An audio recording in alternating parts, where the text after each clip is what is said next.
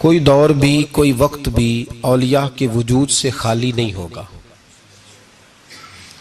ایک لفظ بعض لوگ بولتے ہیں جو اچھا نہیں ہے، کہتے ہیں جی اس دور میں کوئی نہیں اللہ کا ولی۔ یہ کیسے ہو سکتا ہے؟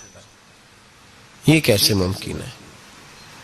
ہماری پہچانوں میں کمی ہے، توجہ میں کمی ہے، ورنہ ولیوں کا وجود اسلام کی صداقت کی دلیل ہے۔ یہ دلیل ہے، نبی پاک صلی اللہ علیہ وسلم کا یہ معجزہ ہے کہ قیامت تک حضور کی امت میں اللہ کے ولی ہوتے رہیں گے، اور پورا مضمون ہے یہ قرآن پاک کا، الا ان اولیاء اللہ لا خوف علیہم ولا هم یحزنون۔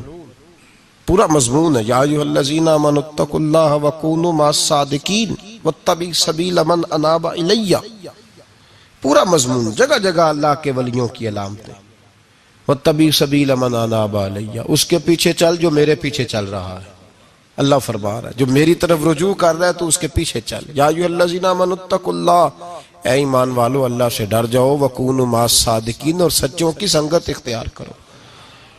درجنوں آیات، فاسألوا اہل الذکر، فرمایا ذکر والوں سے پوچھ لیا کرو، ان کنتم لا تعلمون، اگر تمہیں علم نہ ہو تو پوچھ لیا کرو۔ ہر نماز میں صراط الذین انعمت علیہم، ہر نماز میں کہہ رہا صراط الذین انعمت علیہم، یا اللہ ان لوگوں کے رستوں پہ چلا جن پر تو نے انعام، اور وہ کون ہے؟ قرآن نے کہا انعم اللہ علیہم من النبیین والصدیقین والشہداء والصالحین۔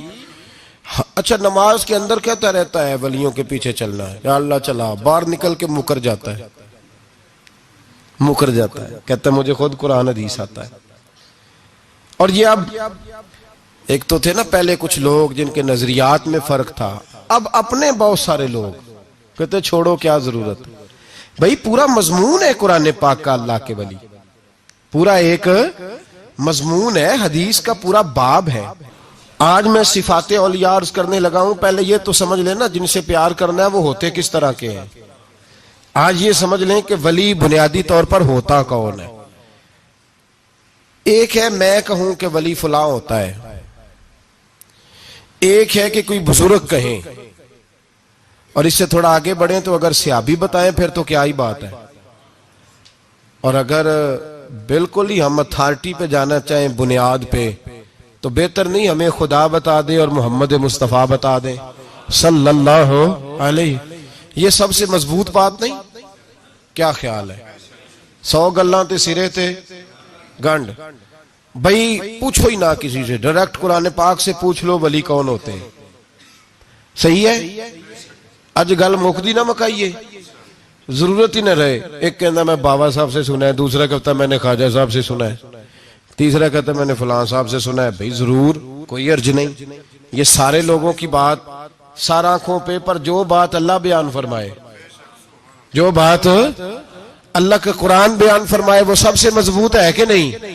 تو قرآن نے ولیوں کی علامت بیان کی، سورہ توبہ ہے، آیت نمبر 112 ہے، 11واں سپارہ ہے، گھر جا کے پڑھیں۔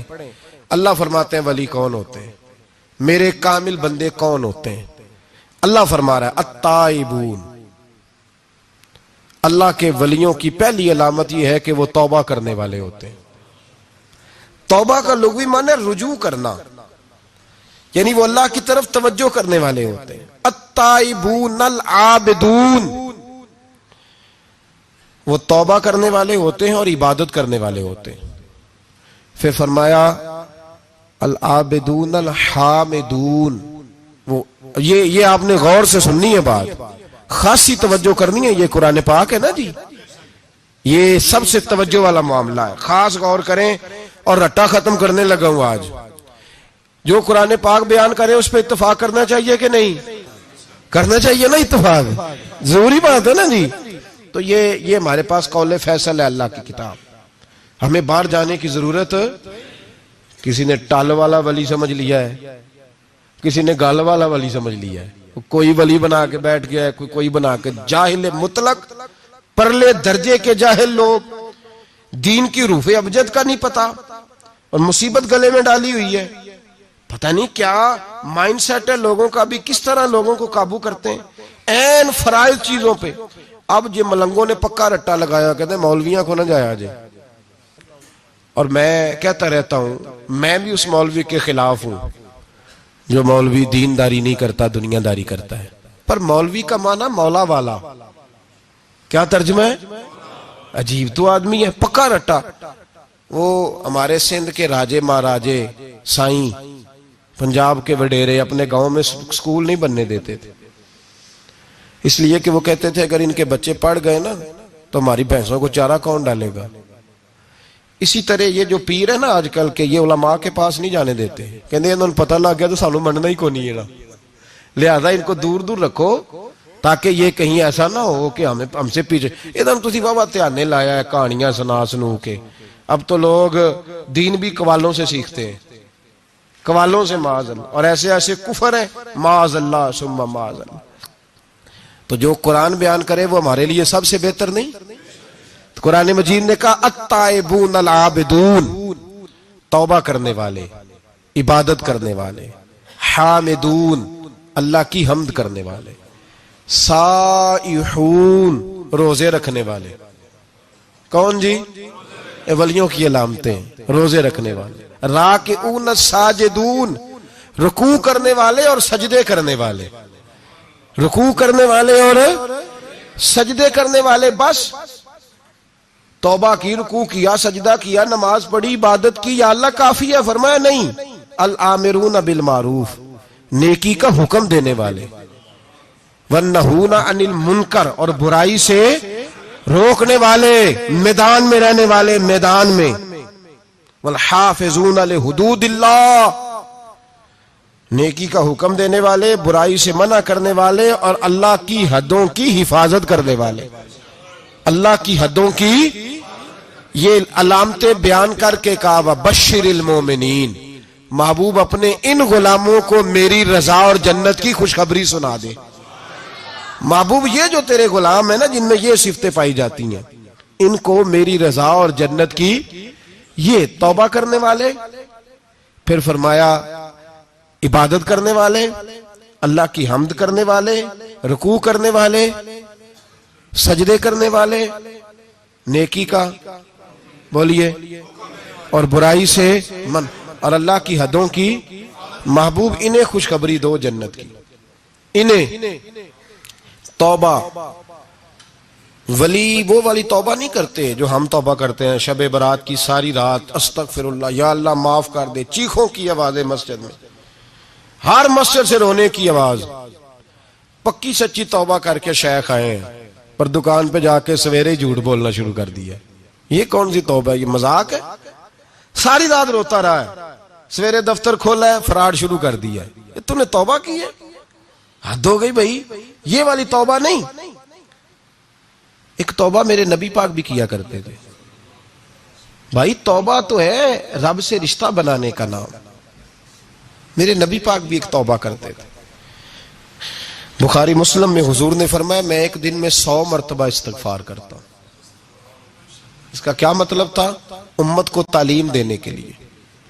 یہاں تو میری طرح کے بہت سارے لوگ جب گفتگو کرتے ہیں تو لگتا ہے اپنے آپ کو بڑا پرہیزگار سمجھتا ہے۔ بہت سارے لوگ، کبھی کسی کو تکلیف تو نہیں دی، میں نے تو کبھی کسی کا برا نہیں چاہا، جب ہم بات کر رہے ہوتے ہیں تو صرف ہم نیک ہوتے ہیں۔ اللہ کے بندوں کا یہ طریقہ، ان کا یہ سٹائل نہیں، یہ طریقہ نہیں۔ حضرت امام احمد بن حنبل فرماتے میں غلام خریدنے گیا،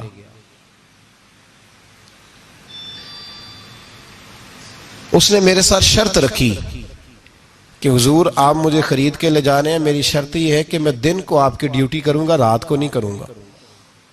فرماتے میں لے آیا، گھر لا کے میں نے پوچھا تیرا نام کیا ہے؟ کہنے لگا حضور غلاموں کا نام نہیں ہوتا۔ کھائے گا کیا؟ حضور غلاموں کی چاہت نہیں ہوتی، جس نام سے پکارو گے آ جاؤں گا، جو دو گے کھا لوں گا۔ کہا کس کمرے میں رہو گے؟ کہا حضور غلاموں کے نخرے نہیں ہوتے۔ کہتے میں نے کہا پھر بھی یہ کمرے ہیں پسند کر لو۔ ایک ٹوٹا پھوٹا سا کمرہ اس نے پسند کر لیا۔ امام احمد بن حنبل فرماتے ہیں میں اسے کام بتاتا پر اتنی محنت سے کرتا کہ کمال کر دیتا، میرے اشارے سمجھتا۔ ایک دن میں تہجد کے وقت اٹھا، اس کے کمرے میں گیا تو وہ توبہ توبہ پکار رہا تھا۔ سنو ولیوں کی توبہ، فرماتے اس کے کمرے سے چیخنے کی، یا اللہ معاف کر دے، یا اللہ معاف کر دے، اللہ معافی دے دے، تڑپ رہا ہے، رو رہا ہے۔ اور امام احمد بن حنبل فرماتے ہیں حال یہ ہے کہ اس کے کمرے سے لے کر آسمان تک نور ہی نور پھیلا ہوا ہے، نور ہی نور، اور وہ روتا ہے یا اللہ معاف کر دے، یا اللہ معاف کر دے۔ فرماتے ہیں میں سوچنے لگا معافی کس چیز کی مانگ رہا ہے؟ فرماتے ہیں وہ خود ہی بولا، اور معافی دیکھو بھائی، توبہ دیکھو اللہ والوں کی۔ کہنے لگا اے اللہ میں تیرا بندہ ہوں، تو نے زندگی دی، نعمت دی، آنکھیں دی، کان دیے، سانسیں چلائیں، بغیر مانگے سارا کچھ دیا۔ چاہیے تو یہ تھا کہ میں دن رات تیری بارگاہ میں جھکا رہتا، پر مجھے معاف کر دے۔ میرے اوپر امام احمد بن حنبل کے بھی حقوق ہیں، میرے مالک کا بھی حق ہے، اس لیے میں دن سارا عبادت نہیں کر سکتا، بس 5 نمازیں پڑھ سکتا ہوں، رات میں جاگتا رہتا ہوں تیرے حضور۔ اللہ وہ جو سارا دن میں عبادت نہیں نہ کر پاتا مجھے معاف کر دے، خدایا میری غلطی معاف کر دے، اللہ مجھے بخش دے۔ اور راتی ساری کر کر زاری، نیند اکھاں تھی توندے، فجر اوہی گناہگار کا آون، سب تو نہیں، یا اللہ چاہیے تھا میں 24 گھنٹے سجدے کرتا، بخش دے، یہ میری خطا معاف کر دے۔ ساون کی کالی راتوں میں جب بوندا باندی ہوتی ہے، وہ راتوں کو اٹھ اٹھ روتے، جب خلقت ساری سوتی ہے۔ اور درویش کہنے لگے رات پوے تے بے دردانو، نیند پیاری آوے، درد مندانو یاد سجن دی، ستے امیان جگاوے۔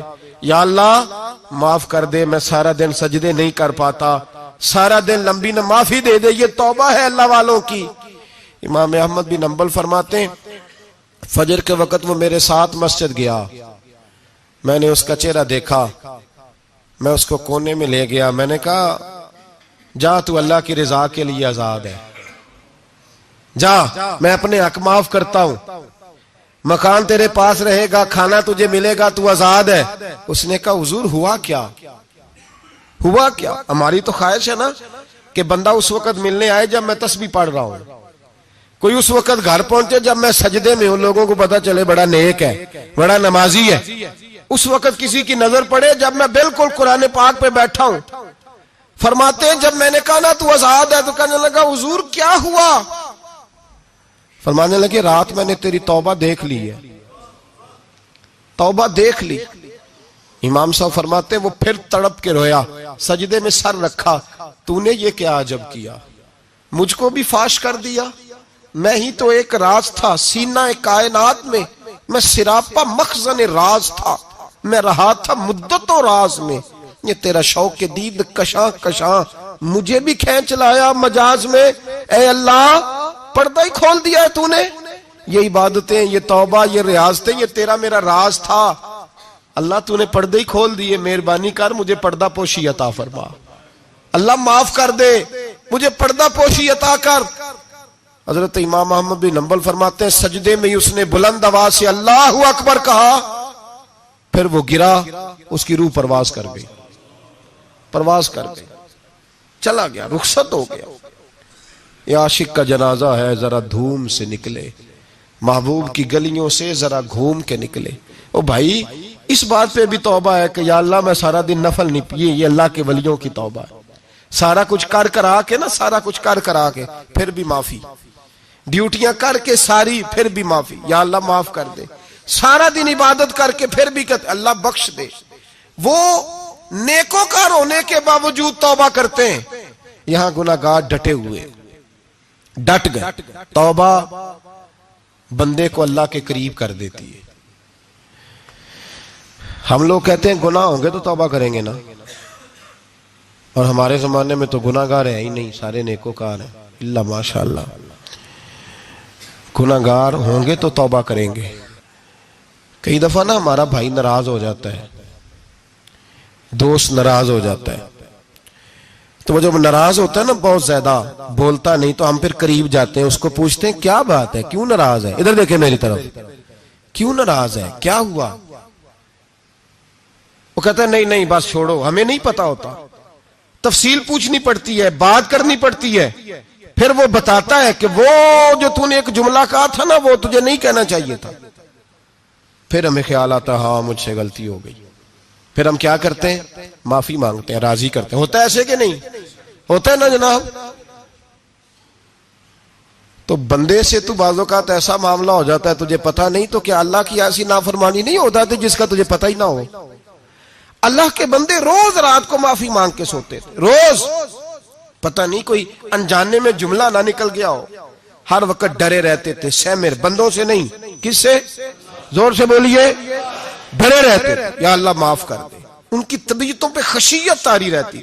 ہم دلیر لوگ ہیں, توجہ نہیں کرتے عزیز بھائی. اور ہم اس وقت توجہ کرتے ہیں جب مہلت ختم ہو جاتی ہے, جب سزا کا وقت شروع ہو جاتا ہے. میری بات یاد رکھنا, ایک وقت تک اللہ مہلت دیتا ہے بندے کو, گناہ کرتا ہے اللہ مہلت, پھر سزا شروع ہوتی ہے, پھر بندہ اس کی پکڑ میں آتا ہے. پھر جب پیر پھسلتا ہے تو کسی جگہ اس کا ہاتھ دوبارہ نہیں پڑتا, وہ پھر پھسلتا ہی جاتا ہے. یاد رکھنا, ہم مہلت کے وقت توبہ نہیں کرتے, اور جب پھسل جاتے پھر ہم کہتے ہیں اوہو یہ کیا ہوا. دیکھو حضرت حبیب اجمی رحمت اللہ علیہ سود کا کاروبار کرتے تھے.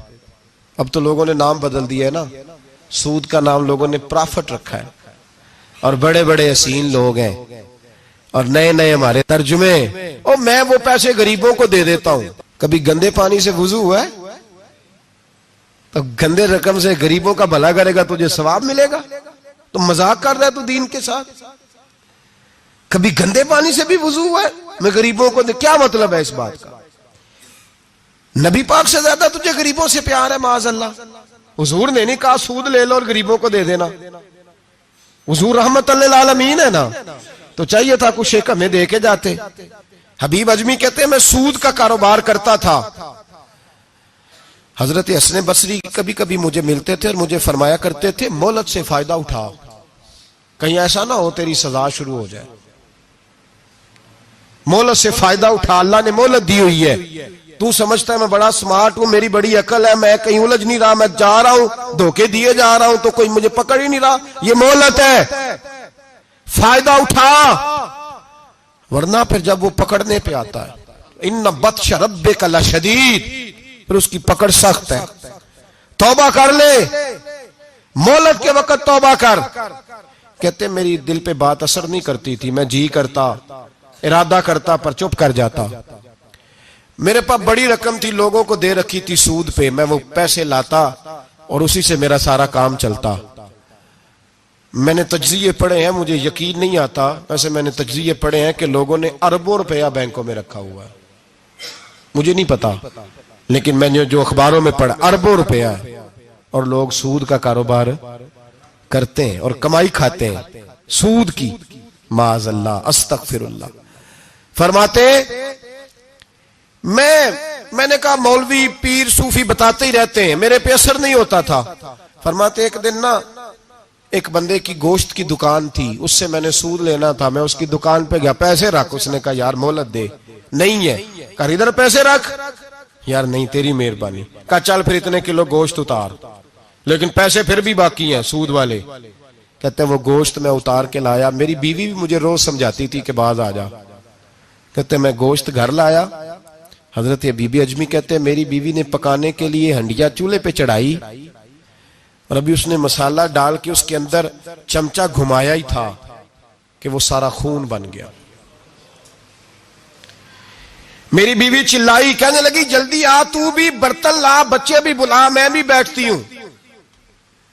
یہ خون بن گیا جو تو غریبوں کا نچوڑ کے لایا تھا, آج خون پیئیں گے سارے, آ جا. کہتے ہیں اب میرے ذہن میں بات گونجی حضرت حسن بصری کی کہ وقت پہ توبہ کر لے, کہیں تیری سزا نہ شروع ہو جائے. مہلت کے وقت توبہ کر, کہیں سزا نہ شروع ہو جائے, آج بچ جا. فرماتے آواز گونجی, میں سمجھ گیا کہیں سزا تو نہیں شروع ہو گئی. میں تڑپا, بچے گود میں بٹھا کے میں کھول کے رویا. میں نے اپنی بیوی سے کہا آج کے بعد نہیں کرتا. کہنے لگی جا پھر. توبہ پہ قائم وہی رہتا ہے جو کسی ولی کے لڑ لگ جاتا ہے. تو ادھر توبہ ادھر ٹوٹ جاتی ہے. جا کسی کے ہاتھ میں ہاتھ دے تاکہ تو توبہ پہ قائم رہے, تاکہ وہ تیری بیٹری چارج کرے, تیرے ایمان کو حرارت دیتا رہے. کہتے میں نکلا گھر سے حضرت حسن بصری کے پاس توبہ کرنے. ابھی میں رستے میں تھا تو چھوٹے چھوٹے بچے کھیل رہے تھے. فرماتے ہیں بچے کھیل رہے تھے, ایک بچہ پکارا, کہنے لگا پیچھے ہٹ جاؤ, پیچھے ہٹو, بہت بڑا سود خور ہے یہ, ایسا نہ ہو اس کا سایہ ہم پہ پڑے تو ہم بھی نحوست والے ہو جائیں, پیچھے ہٹ جاؤ.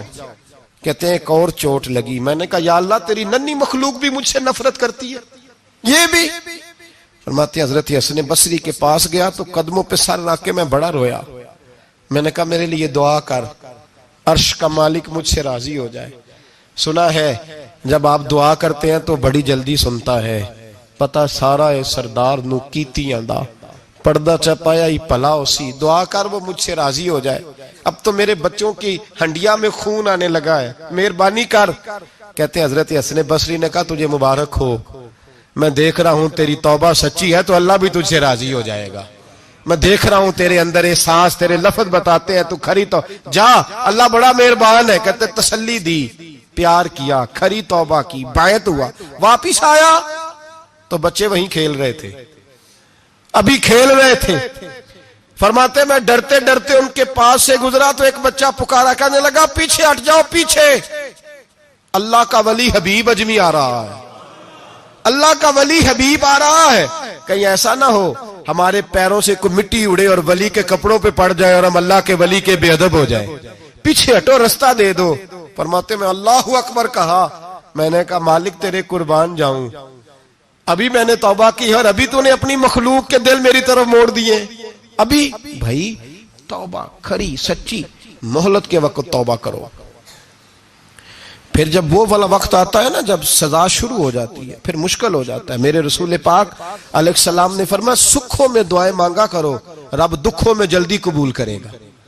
سکھوں میں مانگ لو, دکھوں میں جلدی قبول ہوں گی. تم صرف دکھوں میں مانگتے ہو پھر حکمت الہی کے تحت دیر ہوتی ہے. بھائی پہلی ولی کی صفت یہ ہے کہ وہ توبہ کرنے والے ہوتے ہیں. ولی کی پہلی صفت کیا ہے؟ اقبال نے کہا تھا, اس نے کہا مرید سادہ تو رو رو کے ہو گیا تائب, کاش اس پیر مغاں کو بھی مل جاتی توبہ کی توفیق. اس نے کہا اللہ کرے پیر بھی توبہ کر لے, مرید تو بڑا رو گیا بیچارہ, اللہ کرے یہ بھی توبہ کرے, یہ بھی باز آئے.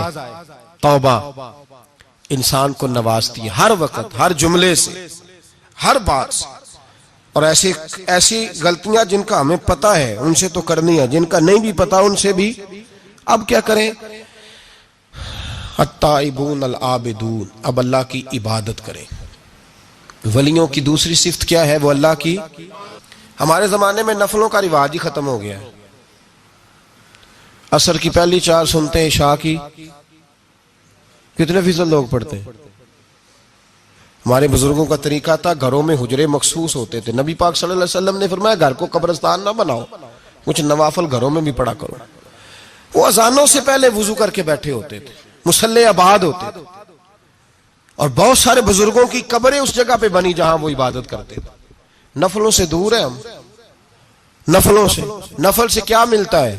نفل پڑھنے سے رب رحمان ملتا ہے, اللہ ملتا ہے نفل پڑھنے والے کو. بخاری مسلم میں موجود ہے میرے نبی پاک صلی اللہ. لیکن شرط یہ ہے کہ نفل اللہ کی رضا کے لیے پڑھے. وہ ساری دنیا کو سویرے بتائے نا کہ جدو میں سویرے 3 بجے اٹھیا نا ادو میں ویکھیا تے کتے پونک رہے سن.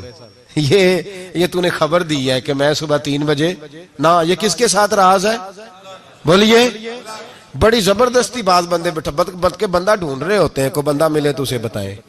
آج جی میں سویرے سویرے اٹھیا, سویرے تے ایک منڈا ٹیلی فون تے لگا سی.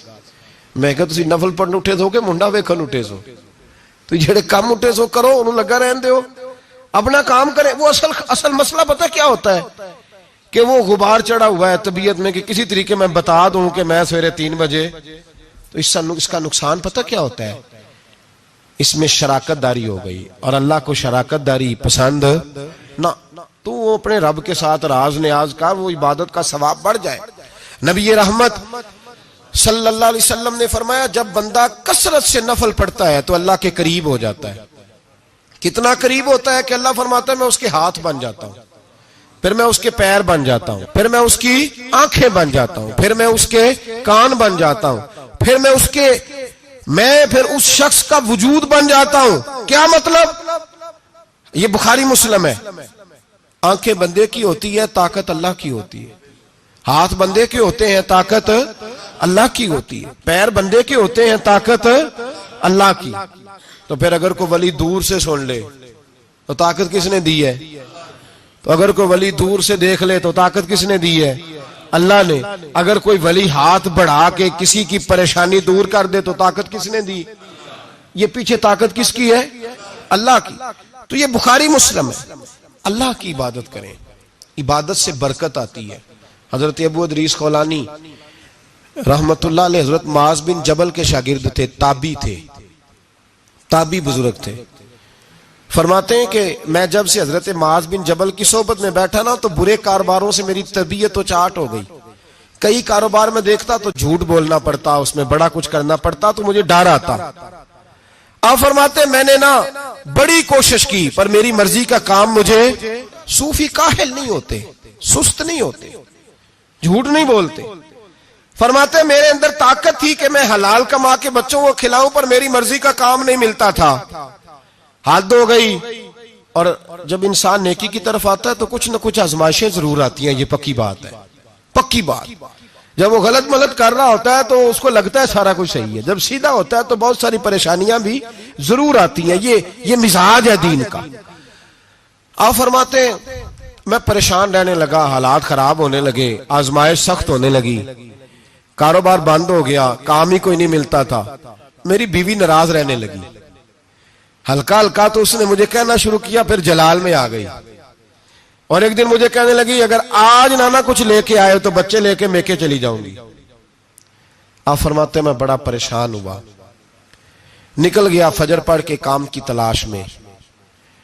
میں نے ظہر تک تلاش کیا لیکن مجھے کام نہ ملا. آپ فرماتے نہر فرات کے کنارے تپتی ہوئی ریت پہ میں بیٹھا تھا تو میرے دل میں خیال آیا بندوں کی مزدوری نہیں ملتی تو آج اللہ کی نہ کر لیں, آج اللہ کی مزدوری نہ کریں. آپ فرماتے ہیں میں نے گرم ریت سے تیمم کیا, وضو کیا وہیں فرات, اور گرم ریت پہ کپڑا بچھایا تو نفل پڑھنے شروع کر دی. زور سے اثر تک نفل پڑھے, زور سے.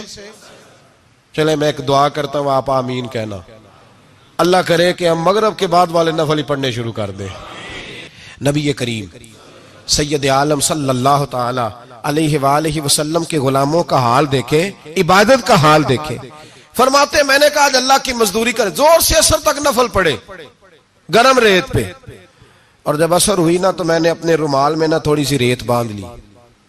گھر کی دیواریں چھوٹی چھوٹی تھی. میں نے کہا بیوی نے دیکھا نا خالی ہاتھ آیا ہے تو اندر سے شور کرے گی, ہم سائے بھی سنیں گے. تو چلو جب دیکھے گی نا رومال میں کچھ ہے, حوصلہ کرے گی, جب اندر جاؤں گا تو سمجھا لوں گا. آپ مسکرا رہے ہیں نا ہلکا ہلکا, اس کا مطلب ہے ان باتوں میں کافی صداقت ہے. پرانے بزرگ کر گئے تو اس کا مطلب یہ ہے کہ ان میں بہرحال کافی حد تک صداقت ہے. یہ شور ہوتے رہتے. کہتے میں نے وہ کہا کہ چلو دور سے دیکھے گی تو گھر جا کے سمجھا لوں گا. آپ فرماتے پہلے میری بیوی دروازے پہ بیٹھی رہتی تھی, بچے بیٹھے رہتے تھے, منتظر ہوتے تھے کہ کچھ لے کے آئے, گھر میں فاقہ ہوتا. آج میں گیا تو شور ہی کوئی نہیں, کوئی شے نظر نہ آئی. وہ ریت سے بھرا ہوا میرا پلو میں نے دروازے کے ساتھ رکھا, اندر چلا گیا. بیوی کو آواز دی کہاں ہو؟ کہنے لگی منہ ہاتھ دھو لو, میں روٹی لے کے آئی. ہاتھ دھو گئی, روٹی کدھر سے آئی؟ اس گھر میں تو فاقے تھے, کھانا کدھر سے آیا؟ کہتے روٹی لائی, سلاد بھی لائی, دودھ بھی لائی, اس زمانے میں جو نعمتیں تھی پھل بھی لائی, سارا آ گیا. میں نے گھور کے دیکھا, میں نے کہا کدھر سے آیا یہ سارا کچھ؟ کہاں ہے بچے؟ کہنے لگی روٹی کھا کے باہر نکل گئے ہیں. میرے دل میں خیال آیا میری بیوی کا کردار تو چاند سے زیادہ اجلا ہے, تو یہ سارا کچھ کیسے آیا؟ میں نے کہا یہ کہاں سے آیا سارا کچھ؟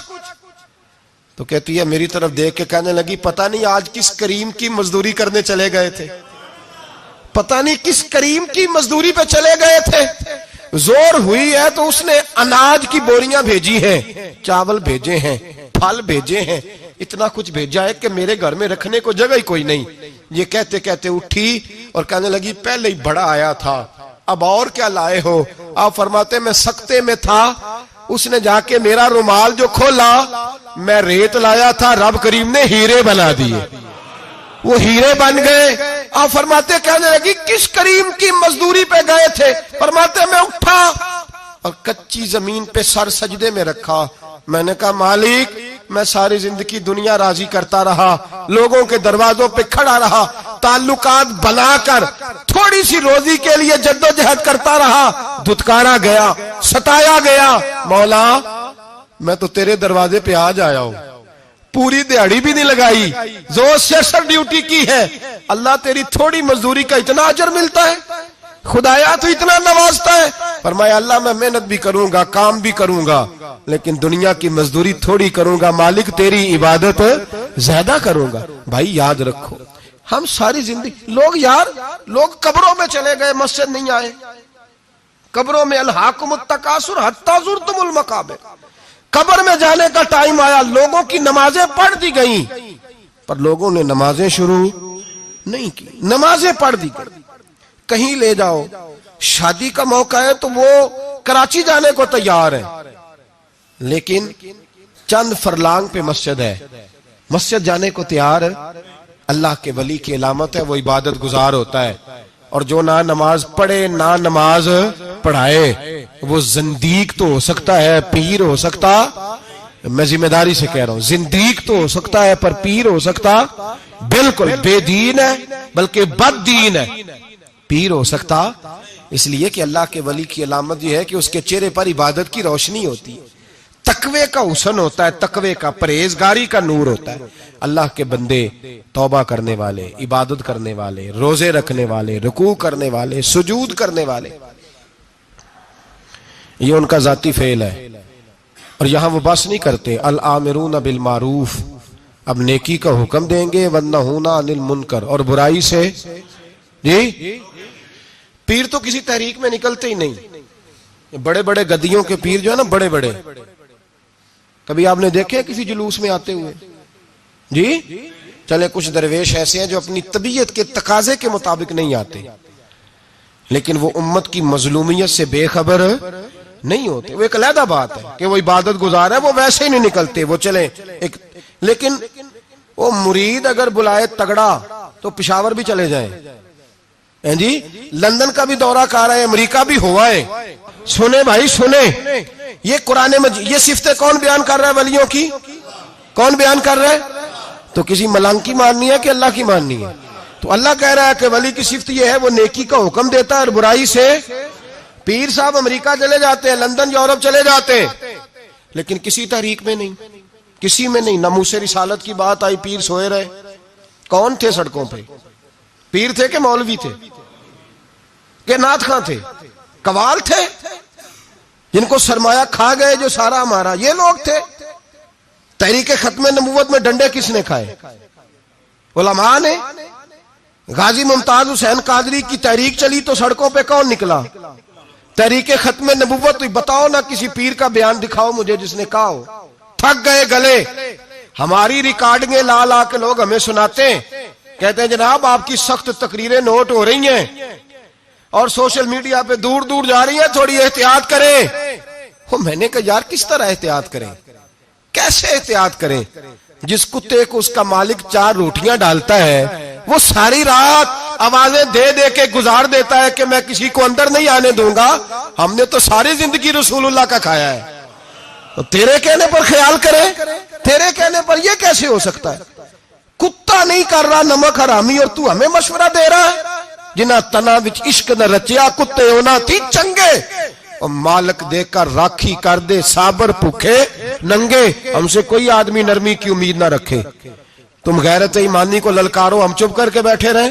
ختم نبوت کی بات کرو ہم خاموش رہیں، ناموس رسالت کی بات کرو ہم خاموش رہیں؟ دین فروش اور ہوتے ہیں اور دین کے چوکیدار اور ہوتے ہیں، اور اگر آؤ گے نا کبھی منہ ڈال لے دین کے معاملے میں تو چوکیدار تمہارا مقابلہ کریں گے۔ اگر مار نہ سکے تو مار ضرور جائیں گے انشاءاللہ تعالی، یہ ارادہ ہے اور یہ وعدہ ہے انشاءاللہ تعالی. مار نہ سکے تو مار، ہاں یہ یاد رکھو. کوئی آدمی ہم سے کمزوری کی امید نہ کرے، جسے زندگی ہو پیاری وہ یہیں سے لوٹ جائے. میرے قافلے میں شامل کوئی کم ظرف نہیں ہے. حضرت بایزید بستامی رحمت اللہ، ایک بچہ تپلا سرنگی بجا رہا تھا، حضرت گزرے، اس کے ہاتھ میں بانسریا بھی تھی، فرمانے لگے بند کر بند کر، میں نہیں بجانے دوں گا، میری موجودگی میں تو بجا ہی نہیں سکتا، میں نائب ہوں اپنے نبی پاک کا، اور حضور صلی اللہ علیہ وسلم کے سامنے کوئی برائی کر نہیں سکتا تھا. نبی کا منصب ہوتا ہے وہ منع کرتے ہیں، اگر نبی منع نہ کرے تو وہ چیز جائز ہو جاتی ہے، حدیث تقریری بن جاتی ہے، اصول میں آ جاتی ہے. فرمایا حضرت بند کر. اس نوجوان نے وہ باجا اٹھایا اور حضرت بایزید کے سر پہ دے مارا. آپ کا سر بھی پھٹ گیا، باجا بھی ٹوٹ گیا. حضرت بایزید علیہ رحمہ گھر گئے، گھر جا کے 2 گھنٹے کے بعد حلوہ پکایا، خادم کو بلایا، فرمایا اس کے گھر جا، یہ تھوڑے سے پیسے دے آ، اس کا باجا ٹوٹ گیا، اس کا نقصان ہو گیا، اسے نقصان کے پیسے دے اور حلوہ دے آ، اس کا دل راضی ہو جائے. اور ساتھ اسے یہ کہہ دینا کہ حضرت بایزید بستامی کہہ رہے تھے حلوہ بھی کھا لے پیسے بھی رکھ لے، پر دوبارہ باجا خرید کے بجانا نا، اگر دوبارہ بجایا تو میں پھر منع کروں گا، میں تجھے روکوں گا، میں ہوکا دیتا رہوں گا، میں اعلان کرتا رہوں گا، میں دین کے معاملے میں بات کروں گا، میں روکوں گا، میں باز. ایک درویش تھے حضرت امام اعظم کے شاگرد، بادشاہ تپلا سرنگی بجا رہا تھا، بادشاہ تو پہنچ گئے، بادشاہ کے اٹھا کے نا وہ تپلا سرنگی تو زور سے مارا، زمین پہ ٹوٹ گیا سارا کچھ. بادشاہ نے شیر رکھا ہوا تھا، شام کا وقت تک کہنے لگا اس مولوی کو پکڑو پنجرے میں ڈالو تاکہ شیر کھا جائے. اٹھایا، بابا جی کو پنجرے میں ڈال دیا، ساری رات تپلا سرنگی بجتا رہا. سویرے فجر کا وقت ہوا تو اٹھے گویے جانے لگے، تو بادشاہ کہنے لگا پتہ کرو بابے کے جوتے شوتے کپڑے جو بچے باہر نکال لو. لوگ کہتے ہیں ہم گئے، جب پہنچے نا شیر کے جنگلے میں تو بابا جی فجر کی نماز پڑھ رہے تھے اور شیر ان کے پیر چاٹ رہا تھا. فرماتے پیر چاٹ رہا تھا تو باہر نکلے تو بادشاہ بھی پریشان، سارے لوگ پریشان، یہ کیا ہوا؟ کہنے لگے بابا تجھے شیر نے کاٹا نہیں، کھایا نہیں، اور تو اتنے اطمینان سے نماز پڑھ رہا، تجھے خیال نہیں آیا؟ بابا جی کہنے لگے ہاں خیال آتا رہا ہے، ساری رات پریشان رہا ہوں. ساری رات کا کس بات کا خیال؟ فرمانے لگے خیال یہ آتا رہا کہ میں نے پڑھنے ہوتے ہیں ساری رات نفل، تو میں نے نفلوں کی نیت باندھی تو شیر میرے پیر چاٹنے لگا، تو اس کا جھوٹا نپاک ہوتا ہے. بس ساری رات اسی ٹینشن میں گزر گئی ہے کہ پتہ نہیں میری نماز ہوئی ہے کہ نہیں ہوئی. یہی سوچتا رہا ہوں ساری رات کہ پتہ نہیں نماز ہوئی کہ نہیں ہوئی. بادشاہ کانپنے لگا، کہنے لگا بابا تو ڈرا نہیں، شیر نے کاٹا نہیں؟ تو آپ فرمانے لگے تو جب کسی کو سفیر بھیجتا ہے تو تیرے سفیر کو کوئی قتل کرتا ہے؟ کوئی بادشاہ پکڑ کے مارتا ہے؟ کہا نہیں. فرمایا کیوں؟ کہنے لگا اسے پتا ہے بادشاہ کا نمائندہ ہے. آپ فرمانے لگے بادشاہوں کے نمائندے تگڑے ہوتے ہیں، میں تو رب کریم کا دوست ہوں، تو جس رب کریم کے دین کے لیے میں نکلا ہوا مجھے لوارل چھوڑ دے گا، میری پرواہ نہیں کرے گا؟ میں خبردار، آج کے بعد اگر تو نے غیر شرعی حرکت کی تو پھر تجھے ٹوکوں گا، پھر تجھے روکوں گا، پھر تجھے منع کروں. اللہ کے ولی میدان عمل میں رہتے، وہ ناجائز چیز سے روکتے. یہ پتہ ہے زیادہ مجمع کیوں لگتے ہیں، زیادہ درباروں پہ رش کب پڑتا ہے؟ اس وقت پڑتا ہے جب جو آتا ہے نا اس کو جی کہا جاتا ہے، لنگر، بس تیرا کام ہو جائے گا، تیری شفا ہو گئی، تیرا بیٹا ہو گیا، تو رش ہو جاتا ہے. جو آنے والے کو کہے نا پہلے نمازیں پر 5، داڑھی رکھ، دین سیکھ، اللہ اللہ کر، وہاں رش نہیں ہوتا. کہتے پیر صاحب کی تو کرامت ہی کوئی نہیں، تو مولوی ہیں وہ تو سیدھی سیدھی نمازیں پڑھا رہے ہیں.